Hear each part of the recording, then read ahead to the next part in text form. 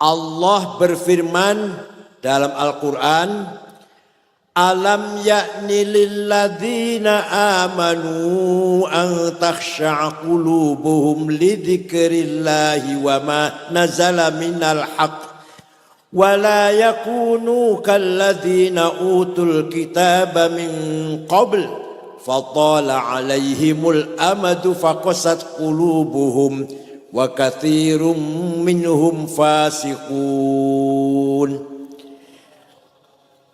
Di dalam ayat ini Allah tidak bertanya, tidak menanyakan berapa kali kamu haji, kamu umroh, berapa rakaat kamu tahajud, berapa masjid kamu bangun, berapa fakir miskin, yatim piatu yang kamu bantu. Itu semuanya penting, semuanya penting. Tapi ayat ini tidak menanyakan hal itu. Yang ditanyakan oleh ayat ini, wahai orang beriman, kapan hatimu khusyuk? Jadi ditanyakan bukan sholat apa belum, berapa rakaat, bukan. Kapan hatimu khusyuk? Khusyuk apa? Zikir kepada Allah. Dan hatimu menjadi tempatnya kebenaran. Hati itu adalah nafkhah rabbaniyah. Fa idza sawaitu wa nafakhtu fihi mir ruhi faq'u lahu sajidin. Ketika saya sudah membentuk Adam dari tanah liat, saya hembuskan kepadanya dari rohku. Maka semua malaikat hormat dan sujud pada Adam. Kita manusia keturunan Adam ini mempunyai bagian yang paling ideal dan paling penting, yaitu hati kita atau nafkhah rabbaniyah atau al-qalb. Apakah qalbu itu? Hati itu apa? Hati tidak bisa didefinisikan, tapi indikasinya bisa kita lihat. Pertama, yang namanya hati itu yang paling dekat adalah basirah. Apa? Basirah. Balil insanu ala nafsihi basirah. Setiap insan mempunyai basirah. Apa basirah itu? The eye of heart. Mata batin. Mata hati. Untuk apa mata batin itu? Untuk fa'alhamaha fujuraha wa taqwaha, mengetahui, membedakan mana baik, mana buruk, mana benar, mana salah. Yang tahu adalah basirah. Dan hati yang kedua namanya dhamir, conscience, moral. Nah, dhamir ini tugasnya mengeluarkan salah satu perintah atau larangan. Kalau sudah basiro tahu, jujur itu baik, berkhianat, bohong itu salah, maka dhamir akan mengatakan, jujurlah kamu. Khianat itu salah, janganlah kamu berkhianat.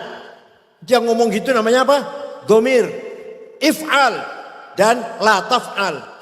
Jujur itu baik, sabar itu baik, tawadu itu baik, do it, lakukan. Sombong itu jelek, egois itu jelek, don't do that, jangan lakukan, la taf'al. Yang ngomong gitu namanya dhamir. Ada 3 grade. Ada dhamir ijtima'i, dhamir lingkungan. Saya kalau di tengah-tengah santri, di tengah-tengah warga NU, waduh sok alim, koyoyoyo, saya. Tapi kalau jauh dari siapa-siapa, entah apa yang saya lakukan nggak tahu. Ini orang punya moral, punya dhamir, tapi masih sebatas lingkungan. Kalau di tengah-tengah keluarganya, muridnya, santrinya khusyuk, koyoyoyo lah, koyo tenanan. Tapi kalau sudah di Bangkok atau di Singapura atau di Hong Kong, wallahu a'lam. Yang kedua, dhamir qanuni, dhamir legal formal, moral legal formal. Ada SK ngajar, nggak ada SK nggak mau ngajar. Ada amplop ceramah, nggak ada amplop nggak mau ceramah. Itu masih baik. Yang nggak baik gimana? Amplop diterima, ceramah enggak. Solari, gaji, honor terima, ngajarnya males. Ini namanya orang nggak punya domir. Kalau ada amplop ngajar, nggak ada amplop nggak ngajar, masih mending itu, masih mending. Tapi masih kelasnya kelas domir konuni, legal formal. Yang terakhir puncaknya adalah mari kita belajar agar kita mempunyai domir dini, domir agama yang ukurannya lillahi ta'ala. Di mana saja, di tengah santrinya, muridnya atau jauh dari siapa-siapa, ada SK atau nggak ada SK, ada amplop atau nggak ada amplop, kalau memang itu baik kita jalankan. Kalau memang itu tidak baik kita tinggalkan. Namanya apa namanya? Domir dini, moral agama, konsisten agama. Kalau sudah basirohnya tajam, mengetahui mana baik mana buruk, domir sudah aktif, perintah kita agar baik, agar kita melaksanakan yang baik, meninggalkan yang buruk, maka bagian yang ketiga dari kolbu namanya fuad. Apa namanya? Fuad ini fungsinya hakim yang akan menghakimi kita. Kita baik atau kita buruk. Bukan hakim yang di pengadilan yang paling jujur.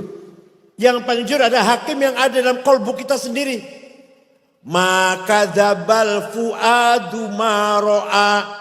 Yang namanya fuad tidak bisa bohong. Tidak bisa bohong. Maka dzabal fuadu maro'a. Yang namanya fuad tidak bisa bohong. Gak bisa disuap. Gak bisa dihapusi, gak bisa. Contoh misalkan, kamu korupsi ya? Demi Allah tidak. Dalam fuadnya, iya. Istafti qalbak, albirru matma'anna ila qalbuk, wal ithmu ma haka fi nafsik. Tanyalah pada hatimu sendiri. Kalau yang kamu lakukan itu dengan tenang, percaya diri, kelihatan orang banyak senang, misalkan kamu bagi-bagi sembako, masuk berita senang, diberitakan oleh koran senang, langkahnya mantap, tersenyum, berarti yang kamu lakukan itu baik. Tapi kalau yang kamu lakukan itu rasanya alergi, ragu-ragu, maju mundur, tengok kanan, tengok kiri, jangan ada yang tahu, istri jangan tahu, anak jangan tahu, tetangga jangan tahu, itu berarti dosa yang sedang kamu lakukan itu. Ya, kalau kamu lakukan dengan tenang, senang, berarti yang kamu lakukan albir, kebaikan. Tapi kalau yang ente lakukan itu ragu-ragu, rasanya nggak enak dalam hati, jangan sampai ada orang tahu, itu namanya al-itsm. Pasti itu sesuatu yang pelanggaran atau dosa. Bagian hati yang keempat namanya asrar. The power of secret. Dalam hati kita ada namanya asrar, kekuatan misterium. Maka yang dilihat maunya yang misteri, nggak mau yang kasat, nggak mau yang kelihatan mata, yang rahasia maunya. Itu namanya asrar namanya. Contoh, Gus Dur masih dalam keadaan sakit. Pulang dari rumah sakit, di rumah masih dalam keadaan sakit. Dalam satu kamar itu ada saya, ada Pak Wisnu itu pengusaha, pernah jadi ketua Golkar Jawa Tengah, ada menteri koperasi Pak Cakrawardaya. Pelan-pelan kita ngomong-ngomong, Gus Dur lagi istirahat. Tiba-tiba Gus Dur duduk ngomong begini, mengko aku bakal jadi presiden. Kita yang dengar kaget, ini Gus Dur konslet dulu. Gus Dur konslet ini. Ternyata betul jadi. Itu namanya asrar namanya.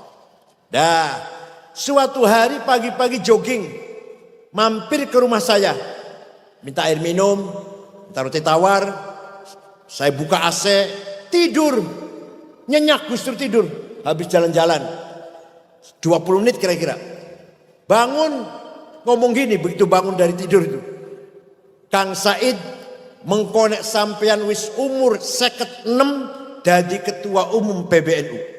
Persis saya 56 jadi ketua umum PBNU tahun 2010. Ini namanya orang yang punya apa? Asror. Terakhir dalam hati kita namanya lataif. Apa? Ini kalau dirinci ya 2 bulan selama ini. Lataif itu apa?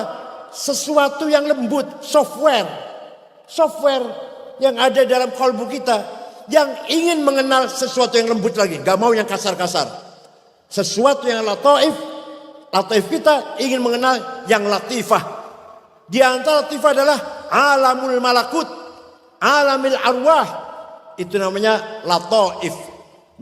Maka para aulia, para waliullah bisa mengetahui rahasia yang ada di Lauh Mahfuz, bisa mengetahui yang ada di di atas melalui khawatir, bisikan, khawatir ilahiyah dan khawatir malakutiyah.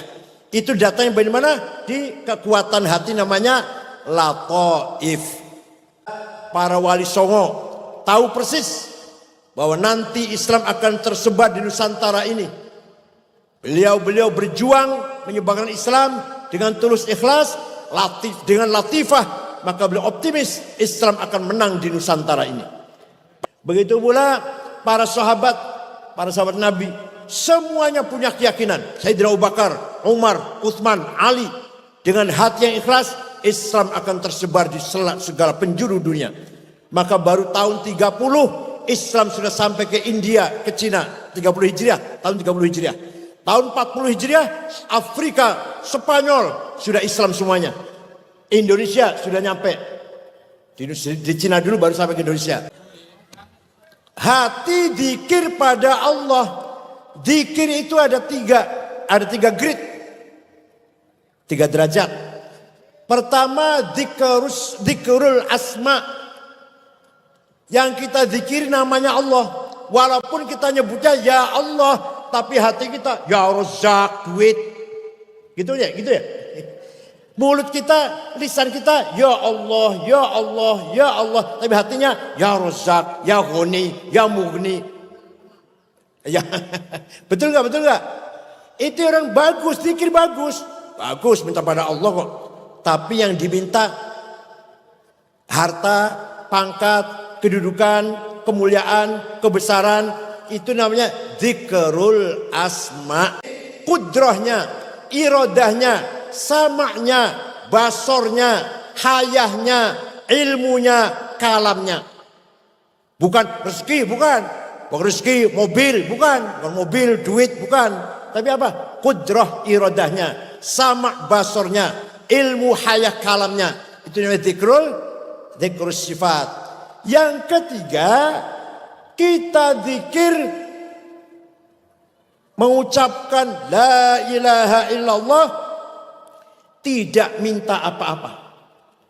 Jangankan minta uang, minta harta, minta surganya pun tidak terlintas. Ketika kita la ilaha illallah, la ilaha illallah, tidak terlintas surga, bidadari, enggak.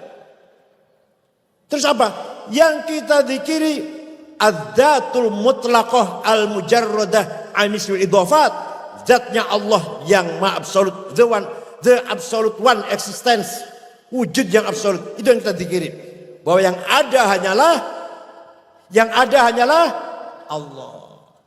Itu namanya zikir zat.